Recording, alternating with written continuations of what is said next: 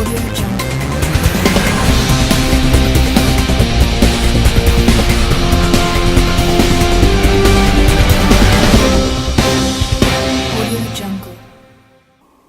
of the Bermuda Football Association's Mark Reed, thank you for your time. Season's underway, but one of the things that I recognized that the association has been talking about for some time is coaching. With 6 teams now officially got a game under their belt. There's been a noticeable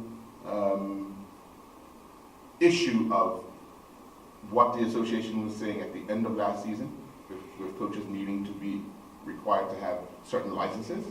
And looking on the association website, I've noticed that there's been some coaches who have not met the requirement. Can the association confirm or clear up where we stand right now, especially with the 6 teams that are playing? Sure. All coaches and clubs had until August 31st this year to have licensed coaches. And license means having completed the necessary courses and having completed also SCARS and first aid and CPR training. So they had until August 31st to complete the coursework, but also then to actually apply for a license. And that is fill out the forms, pay the $10 fee for the license. So similar to players, now coaches are required to have a coaching card. So we have, in all honesty, we have a total, including the youth leagues, there's a total of about just over 100 coaches who are required to be licensed. And we have less than half who have actually been through the process, which is disappointing, certainly since we have been through this process 2.5 years. I think the first time we actually mentioned it was to the Congress in 2016. So yeah, it's a bit disappointing, but we press on.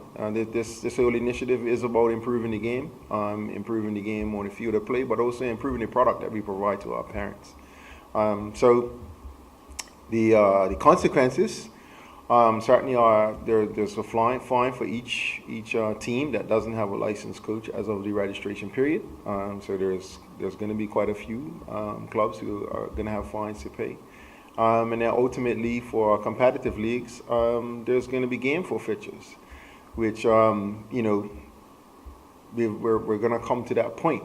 And again, it's very disappointing, but a necessary step that we decided to take. And when I say we, the Congress decided to take these steps years ago. So we've certainly just now going through all of the match reports, because we have to be sure of what documentation was submitted. So we're going through the match reports, we're going through all of the applications for coach licensing, and I would say by the end of the week we'll know whether or not teams who've already played games will have to forfeit games. We'll know what youth teams can enter our tournaments, which are due to be this next week, which is the Gregory Grimes tournament and the Leonard Lloyd DeRosa competition. So we'll know what teams are eligible to enter those, and the rest everybody will they still have a bit of a time to get the requirements done. I think most of the coaches that we have listed have actually done the coursework, the coaching education part. But I think most are missing the SCARS and the CPR and first aid coursework. Has the grace period been given up at that?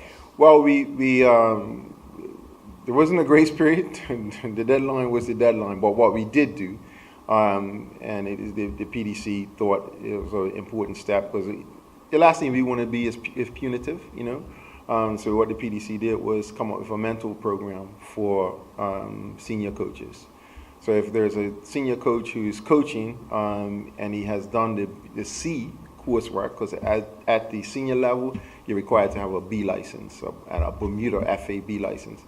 But if the coach has done the C license, then what we said was, you know what, let's put a mentorship program in where no, he just needs a mentor that will see him through the process of actually getting to the B license. And I know there's at least one club who have done that, and their coach has a mentor.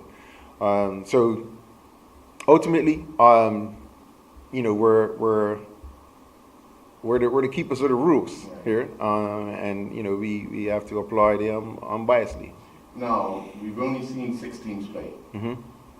and it is a cup competition. Both have been a cup competition. I believe the charity, both coaches met the requirement, I think. Now, there's been some challenges from the 4 teams that played in the league first round. Mm-hmm. It's a cup competition, so if they forfeit a game, are they out of the tournament, or do you expect them to get things in place in a short space of time? How does this work? Well, to be honest, I'm going to leave that up to competitions to decide what they do with game forfeitures.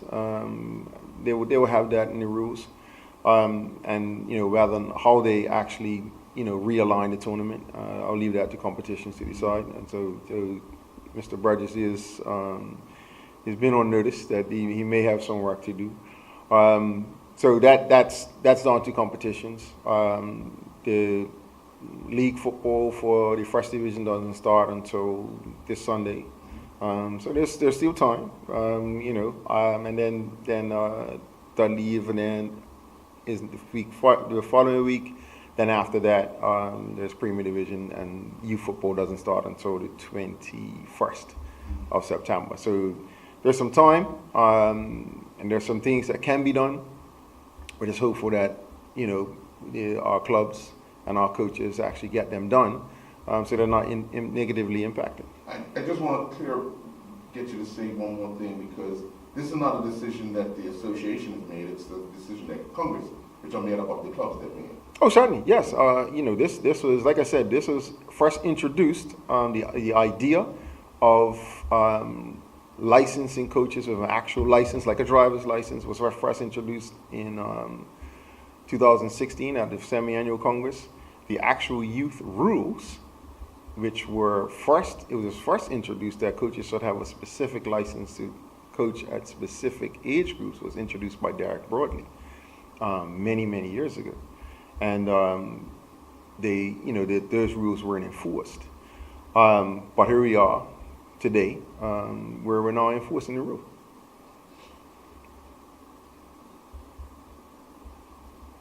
Other challenges that may arise out of this scenario, because obviously preseason has come and started to get into the season.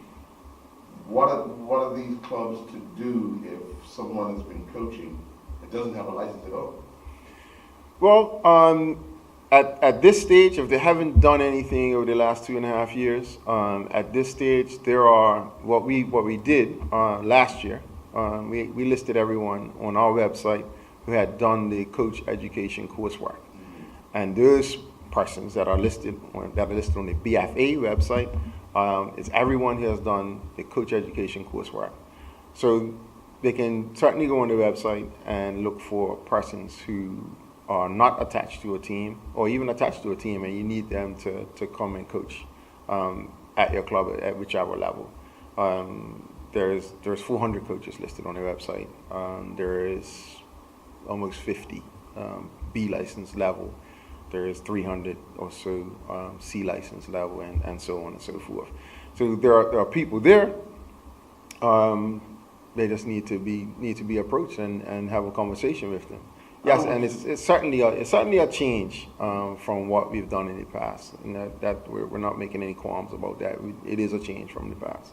I wouldn't want you to speak for or on behalf of the president of the Bermuda Football Coaches Association, but are they in agreement with what's being talked about right at this point? Yeah, they are. The Bermuda Football Coaches Association have co-signed onto this whole program. As you know, they do all the coaching education coursework in Bermuda. So, and that's this relationship that we have with the Coaches Association dates back to when it was first started. So, and the current administration, my understanding is they're fully on board. Changing the subject a little bit, we have the national team are in Miami preparing for the first Nation Cup game, which will take place on Sunday in Curacao, take on Aruba. Must be good knowing that unfortunately he lost, but Reggie Lamb, the captain of the team, comes to the team with a goal on his back from always important to have the goal scorer scoring. Yeah. So yeah, happy to see that. Happy to see that he's hitting good form. Bodes well for us.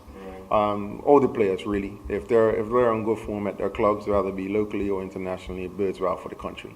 So I'm certainly looking forward to this opening match. Nations League is big, it's huge. We're all going to be glued to our WhatsApps, or if we can get it, via online live streaming, we will, and hopefully we can get it onto our web page. But we're looking forward to it. It's been a long time coming. I still remember the first meeting when it was first introduced, and I was jumping out of my seat saying, yes, let's do it.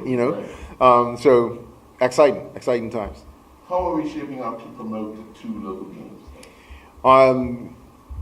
Good question and good coincidence. David Sabir is our chairman of marketing, and he was on to us first thing this morning. So we should have tickets online pretty soon. So we're actually designing the look and feel of those tickets.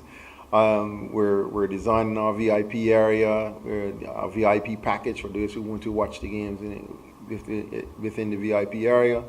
We're certainly looking to do a lot more social media postings about our teams and about our games. We're ready for St. Martin. I got the luxury of looking beyond the first opponent. The coaching staff have to take it game by game, but I got the luxury of looking beyond that. So I'm looking forward to hosting St. Martin. CONCACAF recently came out with rankings for under 17 boys and girls, under 20, and then senior. Do you, looking at where we're situated in all 4, 5, 6 categories, are you comfortable to say, okay, yeah, we belong in this spot? Oh, absolutely. We sit somewhere right in the middle. Bit of fluctuation here and there depending on the age group and whether it's boys or girls. But for me, I think in a couple of those age groups, we may be underperforming.